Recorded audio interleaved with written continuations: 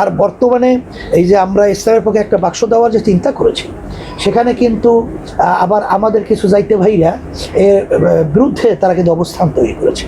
আমাদের কথা হলো তারা সমালোচনা করতেই পারে, যেমন নাকি মুরব্বীরা কথা বলে যে জামাতকে ভোট দেওয়া যাবে না, বিভিন্ন কায়দায়। এটা আমরা তার বক্তব্যের ব্যাপারে কিলোকাল করছি না, তবে ভোট কাকে দেওয়া যাবে এটাও তো তার পরিষ্কার করা দরকার।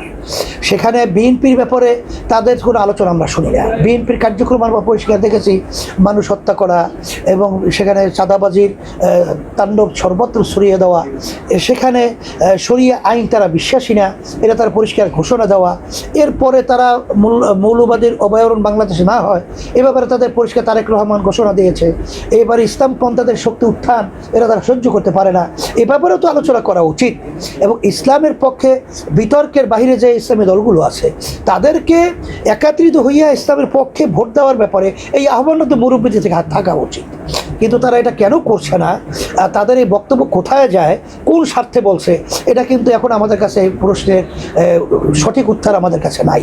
এই জন্য মুরব্বীদেরকে বলবো, এবং যারাই কথা বলছেন 5ই আগস্টের পরে এত সুন্দর একটা পরিবেশ ইসলামের পক্ষে তৈরি হয়েছে 53 বছরে আর হয় নাই, এবং দেশ গঠন করার যে পরিবেশ তৈরি হয়েছে এটা কিন্তু আগে কখনোই হয় নাই।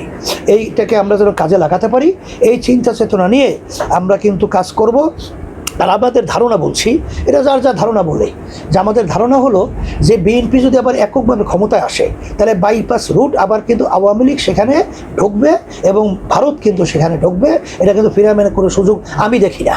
এটা আমার চিন্তায় বলছি, আমার কথা ভুল হতে পারে, কিন্তু আমার চিন্তায় আমি দেখতেছি। সেই হিসাবে বিএনপি যেন এককভাবে ক্ষমতায় না আসতে পারে, তারা যেন আবার ফ্যাসিস্ট চরিত্র না হতে পারে, এই জন্য আমাদের কী করণীয় এটাও মুরব্বীদের থেকে একটা দিক নির্দেশনা আমাদের কাছে দিলে এটা আমরা খুশি হব এবং আমাদের দেশের কল্যাণ, ইসলামের কল্যাণ হবে, এটা আমরা আশা করতেছি।